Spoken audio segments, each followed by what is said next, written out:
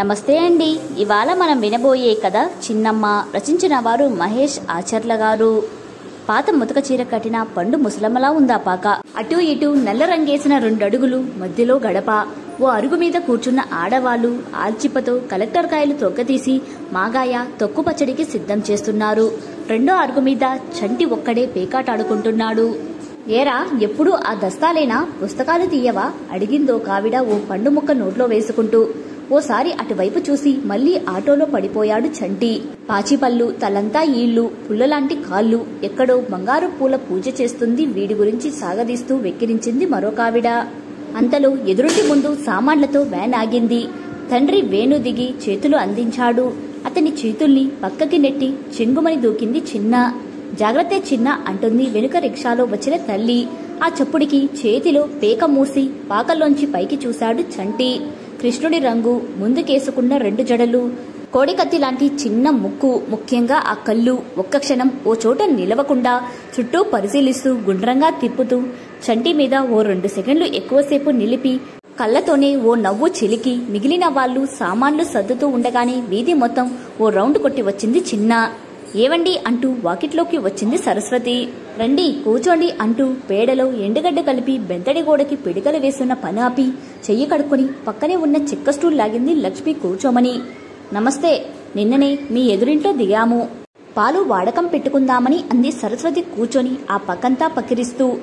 అలాగే, వీదంతా మా చుట్టాలే. నేను పోస్తాను పాలు. మీరు నలుగురా ఉంది? సేరు పాలు సరిపోతాయేమో. పూటకి తవ్వుడి చొప్పున పొయ్యమంటారా, లేక సేరు ఒకే పూట కావాలా? ఉదయాన్నే సేరు పొసేయండి. రేటు ఎక్కువైనా పర్వాలేదు. పొదుగు దగ్గర పాలు కావాలి. మేము రావాలా? అడిగింది సరస్వతి ముక్కుకు చీర కొంగు అడ్డు పెట్టుకుంటూ. ఈ వీధిలో అందరూ మా చుట్టాలే. అందుకని కాదు, కాని మీరు అడిగిన నీళ్ల కలపం మా పాలతో బొట్టు పట్టుకోవచ్చు. ఓ వారం చూస్తే మీకే తెలుస్తుంది.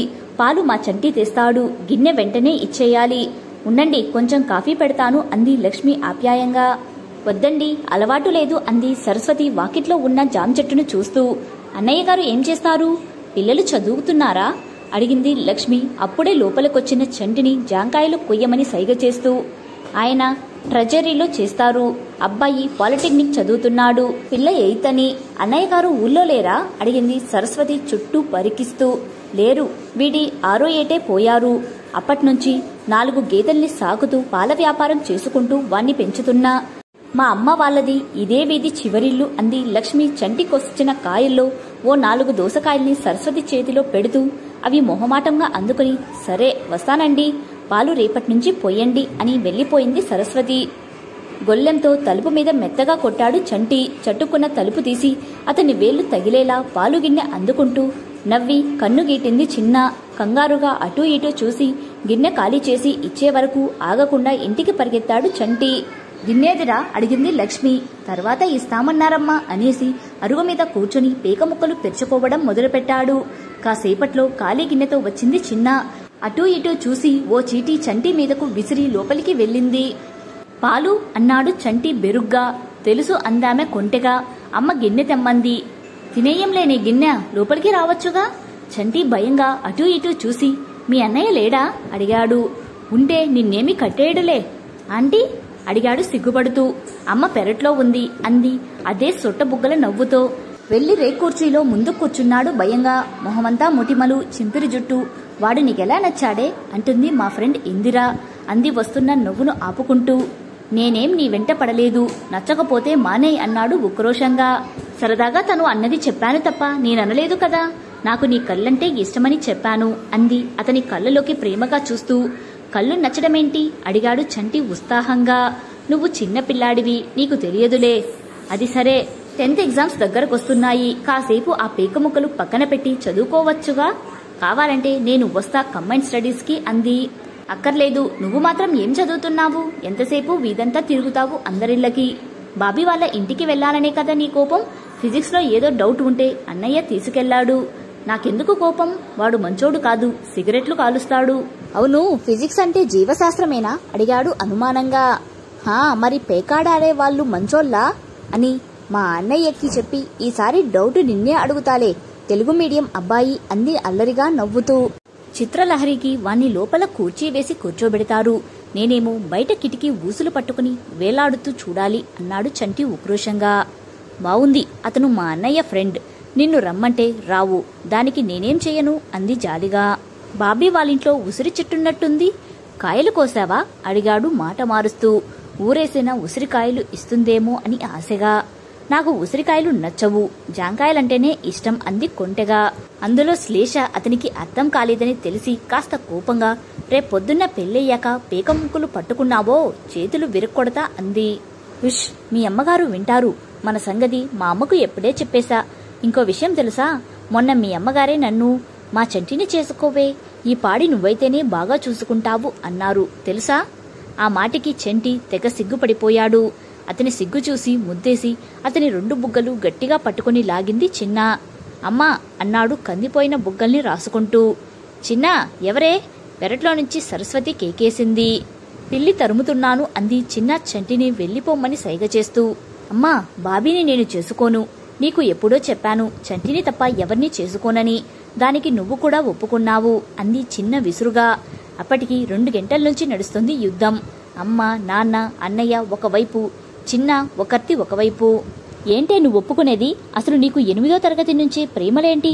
అప్పుడే ఓ 4 తగిలిస్తే ఇంతవరకు వచ్చేది కాదు. వాడింకా BA ఫైనల్ ఇయర్ చదువుతున్నాడు. పైగా ఆ పేకట పిచ్చొకటి.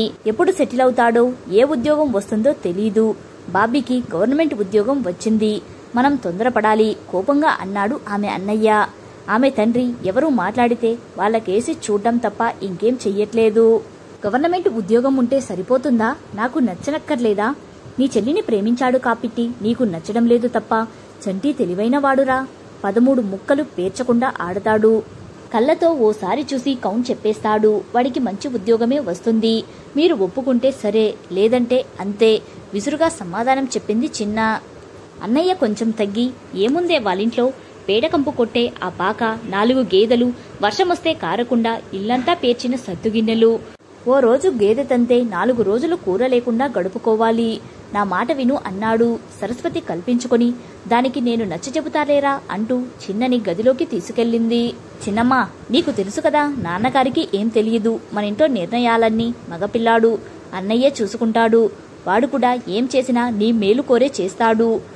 ఊడ్చిన చేను కంటే ఉడికిన అన్నం నయం కదా, వాడి మాట విను అంది సరస్వతి చిన్నని ఓదారుస్తూ. అమ్మా, 5 ఏళ్ల నుంచి చూస్తున్నావు, నీకు తెలీదా చంటి మంచోడని? ఆ విషయం గ్యారంటీ కార్డు లాంటి వాడి కళ్ళు చూసి చెప్పొచ్చు ఎవరైనా. వాడితో ఉంటే అభయాంజనేయుడు తోడున్నట్టే. ఇక ఉద్యోగం అంటావా, ఉసిరి చెట్టు తొందరగా కాపుకొస్తుంది, జామ చెట్టు కాస్త ఆలస్యమవుతుంది అని చిన్నమ్మ ఇంకా చెప్పేలోపు మధ్యలో అడ్డుపడి, చంటి మంచోడంటే బాబీ చెడ్డోడని కాదు కదమ్మా అంది సరస్వతి. నిజమేనమ్మా, కాని ఇక్కడ సమస్య స్వేచ్ఛ గురించి. నేను పిల్లని చూసి అన్నయ్యని చేసుకోమంటే చేసుకుంటాడా? మంచో చెడ్డో నా జీవితానికి సంబంధించిన నిర్ణయంలో నన్ను కూడా భాగం చెయ్యండి అంటున్నా అంతే అని. అమ్మా, నాకింకా 18 కదా, ఒక 2 ఏళ్లు చూడండి. ఈలోగా నా డిగ్రీ కూడా పూర్తవుతుంది. అప్పటికి చంటి సెటిల్ కాకపోతే మీ ఇష్టం. ఇప్పుడు మాత్రం మీరు ఎంత చెప్పినా ఏం చేసినా నేను ఈ పెళ్లి చేసుకోను అంది చిన్న ఏడుస్తూ. అదే సమయంలో ఎదురింటి పాకలో లక్ష్మి, చంటి దిగులుగా కూర్చున్నారు.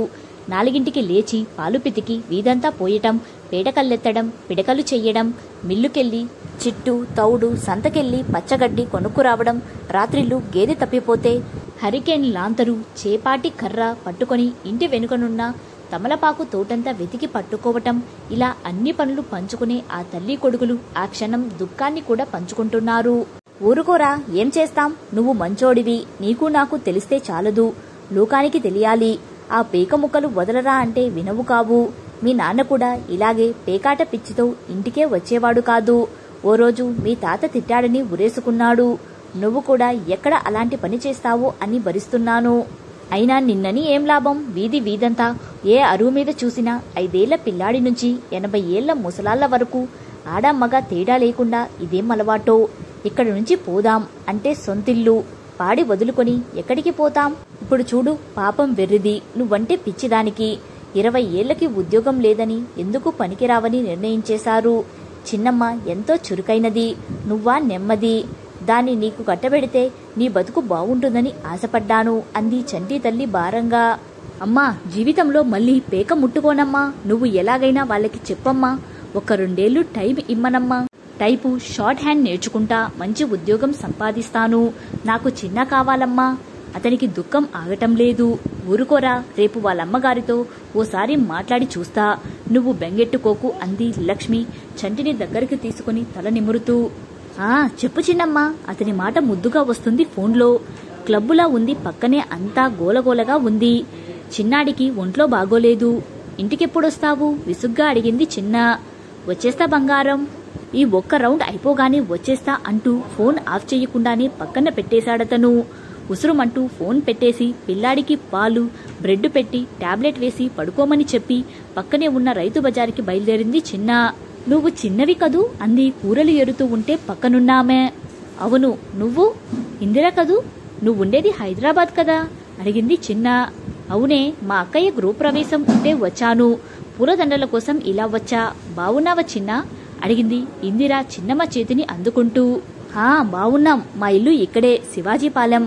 రా మా ఇంటికి వెళ్దాం అంటూ పూరలు కొనుక్కోవడం అయిపోయాక ఇద్దరూ చిన్నమ్మ ఇంటికి వెళ్లారు. ఇందిర కేసి చూసింది చిన్న. చిన్నప్పుడు కళ్ళ పుసలతో పుల్లలా ఉండేది.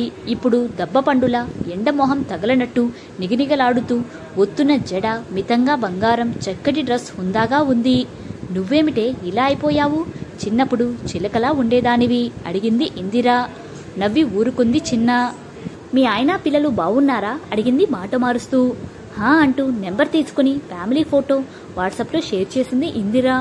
ఆ ఫోటో కేసి చూస్తూ నిన్ను బాగా చూసుకుంటాడా అడిగింది చిన్న. రాత్రి పొడవాటి కుర్రలని పొగిడి పొద్దున్నే పచ్చట్లో అదే వెంటుక కనబడితే విసుక్కునే రకం కాదే. అమ్మలా అభిమానంగా బిడ్డలా గారంగా చూసుకుంటాడు. ఏ లోటు రానివ్వడు. ఇంటి పనిలో సాయం చేస్తాడు. సాయంత్రం 6 కల్లా ఇంటికొచ్చి పిల్లల్ని చూసుకుంటాడు. పెళ్ళయ్యాక ఇంతవరకు మేము ఓ మాట అనుకున్నది లేదు. మనకి అంతకన్నా ఇంకేం కావాలే? ఓసారి మా ఇంటికి రావే, నీకే తెలుస్తుంది అంది ఇందిర మురిసిపోతూ. మనస్ఫూర్తిగా సంతోషించడానికి ప్రయత్నించింది చిన్న. కాసేపు మాట్లాడాక జాకెట్ ముక్క ఓ యాపిల్ చేతిలో పెట్టింది చిన్న. తెలిసిన ఆటో మాట్లాడి ఎక్కించి ఆమె వెళ్లిన వైపే చూస్తూ ఉండిపోయింది. ఇంతలో సరస్వతి ఫోన్. చిన్నమ్మ, కార్తీక మాసం కదా, యమ తృతీయ నాడు భగని హస్త భోజనం చేస్తే అన్నయ్యకు ఆయుషురుద్ది.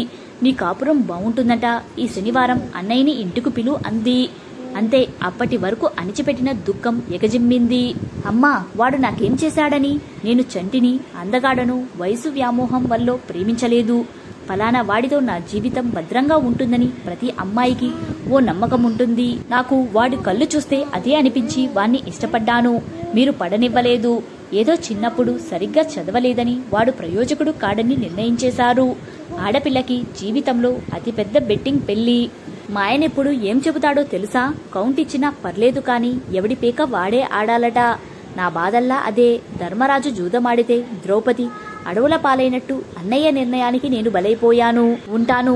మళ్ళీ మీరు ఏరికోరి మరీ చేసిన బాబీ తాగి ఇంటికొచ్చేటప్పటికి నేను ఫోన్ మాట్లాడుతూ కనబడితే గొడవ చేస్తాడు అందామనుకుని గ్రీష్మాన్ని గుండెల్లోనే దాచి పెదవులపై వసంతం పూయిస్తూ సర్లే ఆ రోజు అన్నయ్యకి కుదిరితే రమ్మను అంటూ ఫోన్ పెట్టేసి ఎందుకో ఇందిర షేర్ చేసిన ఫోటోలో ఆమె భర్తను తదేకంగా చూసింది. అభయాంజనేయుడులా భద్రతనిస్తూ గ్యారంటీ కార్డు లాంటి కళ్ళు. అవి కనబడకుండా చిన్నమ్మ కళ్ళ నిండా నీళ్లు. కథ సమాప్తం. కథ నచ్చితే లైక్ చేయండి. ఇలాంటి మరిన్ని వీడియోస్ కోసం మన ఛానల్ని సబ్స్క్రైబ్ చేసుకోండి. మరో మంచి కథతో మళ్ళీ కలుద్దాం. Thank you.